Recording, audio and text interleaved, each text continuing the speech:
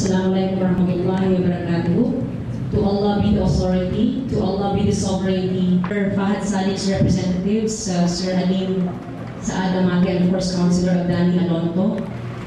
Tinawag po ni President Dean, talagang kayo yung representatives niya. My partner and brother in the public service and humanity work, Bridging Leaders Brigade Commander, now General Daniel Lucero. Magdipsi Marhum, Professor Madali, former CHED consultant of the Commissioner, Kilakilat, my brother in two-way radio, our representative of the PNP, you are Bautante, Inspector Bautante. So much pressure. Now, mga pagariang, Ma'am Norty, Regent, former student, faculty association president, mga pagariang Sir, Secretary, former Deputy Armed Secretary, kaka-mentor, Dr. Ipan Tamano, brother of Armwatch, sa Armwatch, Brother Joe.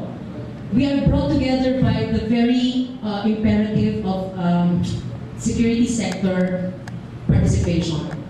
SSR, Security Sector Reform, is a very sophisticated field of study, security sector reform. But as we saw on the Thursday incident, the fire incident Thursday, that at 8 o'clock, almost 8 o'clock or more than 8 o'clock in the morning, it can happen that someone at daylight can enter in the Landbank building, second floor, without anybody holding on to him, without telling him, don't go in, who are you?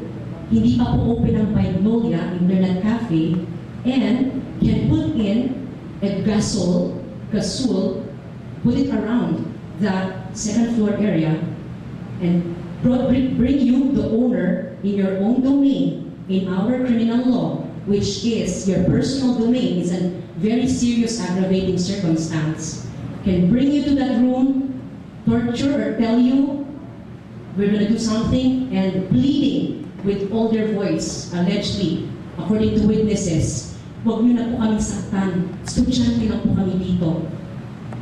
Huwag niyo kaming saktan, estudyante lang po kami dito. Whatever was done to them, shot, killed, stabbed, pinukpok sa ulo, then the two kids, the girls, able to fly, to leave that place after nasaktan yung mga kuya at kanilang Professor Othello, who owns the Magnolia, and then spread around this gas and then torch second floor of Magnolia. The SOCO and the NBI are doing their part, but it looks like every time there is this criminality incident, we will have to wait for several weeks for an NBI SOCO report.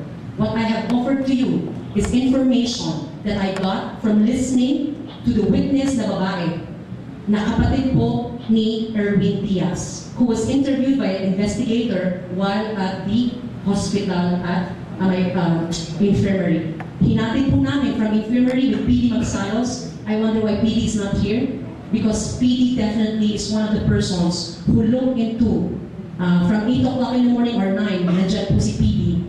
After the fire, that mga 9:30 pala yun, naghinintay niya po ako hanggang 2:30 to show me the bodies. Babalipan, hindi ko na kayang tingnan si Ocello and Erwin. Ayaw niya lugang ang book na sumiyang totoo nangyayari. But I could not see their bodies. Allegedly, yung internal intestines ng isa, kita na po, from the ashes. I wonder if that's possible then. Pwede pang alive yung mga internal intestines ng isang tao pang nasunog. So, sisters, my dear sisters in this Islamic group, why do you think you're here? Bakit po tayo nandito at nag-uusap? Several meetings have been done, kakaalim. Ano din ang problema? I went to MSU President to seek his permission. Baka President, what do we tell the people? Crisis management daw requires silence. Ya Allah, please Baba, press. 1,000 people, 8,000 people are on this Facebook page called Taga Emishuka Jude and are attacking the presidency. So niyo ako kay Mayor Pre doon sa division meet. That's why I had to miss your bloodletting down. I really had to make it that Mayor Pre will hear me. And in one of my most emotional sharings, hindi ko po talagang maubos at yung natulog ko na. Kasi marawin ako tigalan kakamayor, pre, wata ako nyo. Hindi nyo ako pagagalitan dahil pamangkin nyo ako. Whatever I will say here, Baba, Mayor Pre, huwag na kong turfing po ang problema. Just because MSU is MSU, may bahay ka naman doon, Baba. Doesn't mean you don't care for MSU. Just like MSU President, you don't care for Marawi City because you're outside of MSU. But people are riding jeeps from Iligan to MSU. These roads are no longer the turf of only the highway, the TRAFCOM. It's no a turfing issue. It's no a turfing issue, Ma'am Dipsy. So when you called us for a zone of peace, and I heard MSU President Dean say that zone of peace is the output of this meeting, Baba Dean. MSU President, in that cell phone call before this meeting, told us that one of the resolutions that we should come out with, Dan, is that MSU declared as a zone of peace. Pinakinggan na po, Ma'am Dipsy, yung proposal mo. Now I'm asking you to draft it so that people will sign. People will sign. This is not a meeting that's going to go into the air. No? Baba, ipad, kabahay, nang suratan, nang hidagtatan, nang tanong, maratatan, and then without any invitation, I went to the Catholic Mass. Who, a woman, a Muslim, hijab like I, will visit Christians in a church Mass? I went there, 7 in the morning, Father Chito, kahit hindi po ako niya pasasalitain, I will be here 1 day or 3 days after the burning. Please let them see that a Muslim woman is out here caring for Christian brothers and sisters not to leave MSU campus. If maratabal tano, piyamono, niyamono tano, kaanagiyuan tano, na may kuwan na Christian, suspect tano na whatever prostitution, then it is no guarantee and ticket and license to kill people. Meron pong hustisya, merong judge, may MILF, may PNP, may PKF, may army. So whoever you are, mga sindikato, pamunuan yung tao against video key operations, thank you. Shortcut yung inyong operations. But we, as people who study the law and who will defend the law, will not tolerate what you're doing against the law. So now, Kakadan, I am counting every conversation that I can have with one person in uniform. I went to the JTFR. I know Dan, without your permission yet. Sabi ko, sir, ma'ams, wala pa ng babae, dun sa joint task force na now. Babaipad niya kadalaw sa jeep bro, sabi na napuntin sa jeep. Wala pong truck, fire truck ang MSU since Emily Marhomsar. Is that 20 years ago?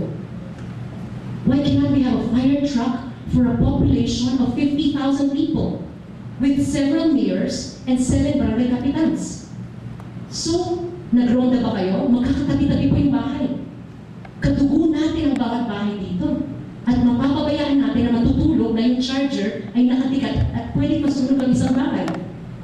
So, Karancho, kahit ilang megaphone po ang gagawin namin, mag-house to house kami dan, sabi ko nga sa JTFR, hindi namin po kaya na everyday may anak kayo na pwedeng maiwanan yung kandila dahil mag-brown out po.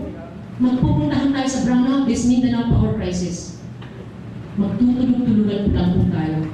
Kakaabdani, please, gilid na problema talo sa Marawi and Lanao del Sur is no longer an internal problem of Marawi and MSU and Lanao. It has gone international. It has gone on internet. It is condemned by so many alumni in MSU. And MSU President Muslim has said that this crisis is something that has to be managed very well. So I urged him, Sir Dean, you're listening, you're a brother, you're my uncle, to hire a very professional, retired military soldier, because this is no longer cannot be handled academically and by management experts who have lived in Marawi so long. We need external forces who know security matters. I studied security for 2 years. Once a month, pumupunta po kami sa Manila, and I understand it's a very specialized course. It cannot be left to academicians. It cannot be left to the Army alone, the PKF, or the PNP. Retraining cannot make us terrorism specialists. Retraining cannot make us intelligence specialists. Retraining cannot make us understand the local culture, nuance of Marawi and Lanao del Sur and MSU politics and dynamics.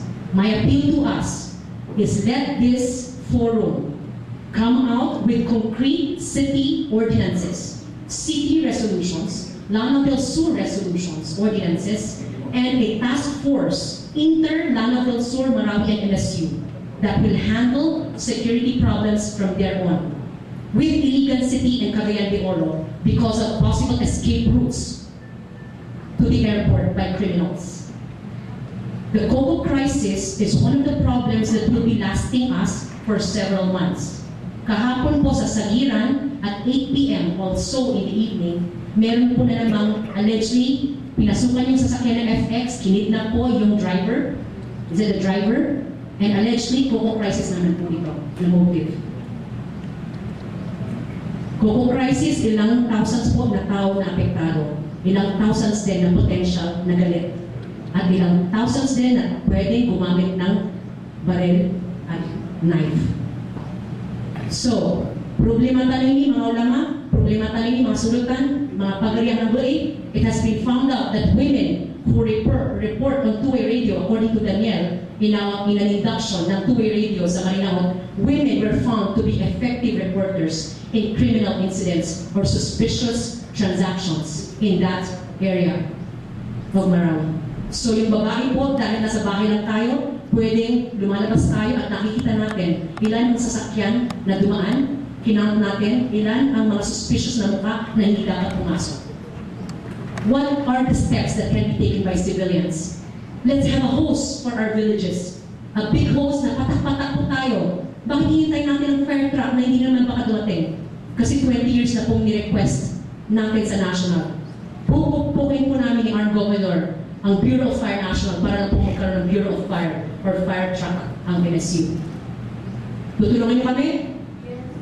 Will you tell me from then, Thursday, count how many days na wala pong aksyon ang Bureau of Fire sa aming proposal?